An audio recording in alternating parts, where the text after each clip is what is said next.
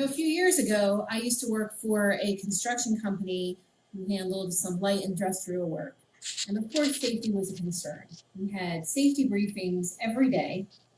Corporate would send down 1 to 2 page memos that needed to be shared with the entire team. And by team, I mean anywhere from 10 to 50 guys, aged 20 to 50, who were, obviously grown men.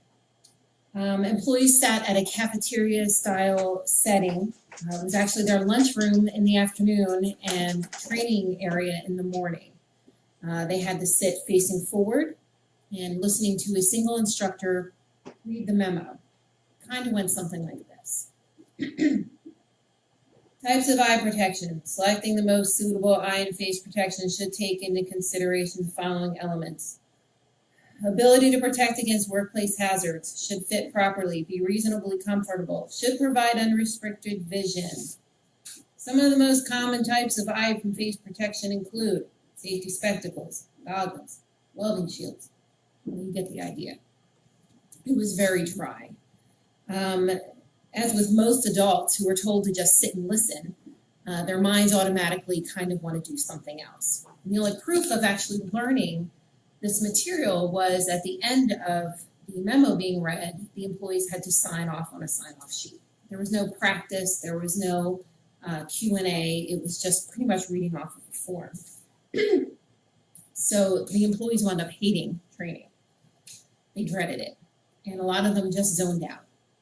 So one day I decided to be silly. I decided, wouldn't it be funny to use an accent? Maybe kind of get people to perk up a little bit and pay attention. So instead of being a controlling leader who simply fed the information and insisted on silence, I tried to involve the workers. I began with the accent, a British accent.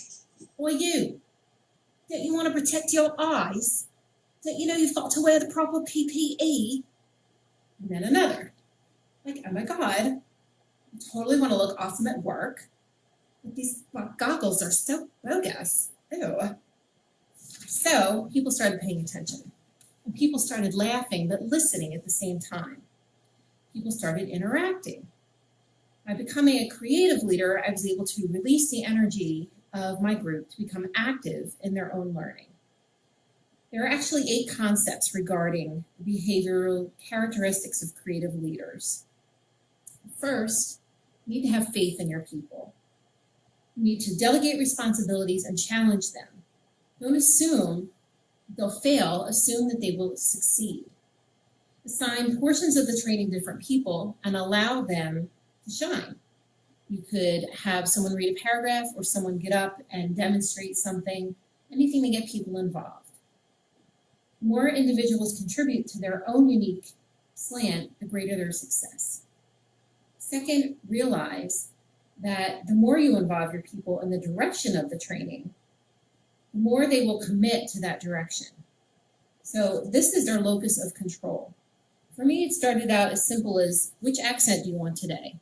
Who wants to read? And who has any ideas on how we can make this process better?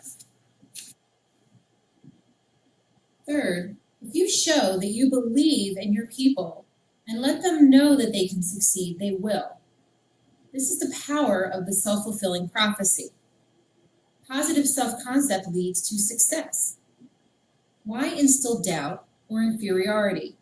Building people up allows them to continue to build themselves up even further. Fourth, encourage individuality. Everyone performs better when they are capitalizing on their unique strengths. A girl who is a great artist, why not ask her to mock up some diagrams for the presentation? If someone is actually a good speaker, have them read a paragraph. Have them read it in their own style. Fifth, reward their creativity and innovation. Ask for ideas and encourage input.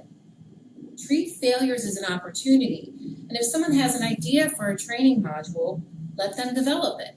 Work with them to help them explore their creativity. Sixth, change.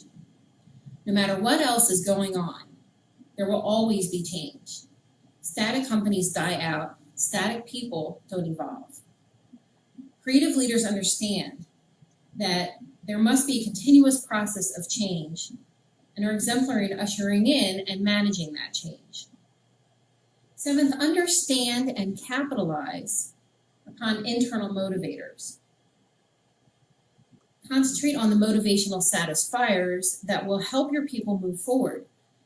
Things like recognition, advancement, pat on the back, or even added responsibility for something that they want to do. When a person feels fulfilled, their efforts will grow. Eighth, encourage your employees to be self-directing. When my industrial workers hadn't experienced anything besides classroom training their entire lives, they were mature enough to actually want self-directed learning. They just didn't know it. Once they got involved and recognized the style had changed, they became excited. All of these traits are dependent upon each other.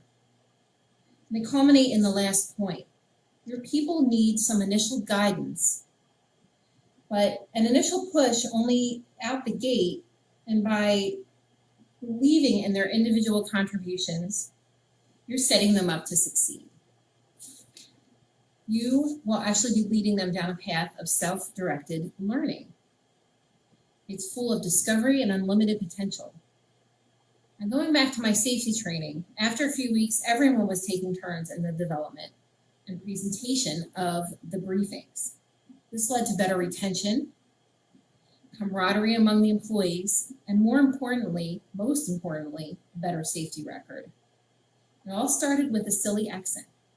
So like, totally get creative, and you'll be like totally rad, okay? And like for real, your people will be even radder to the map.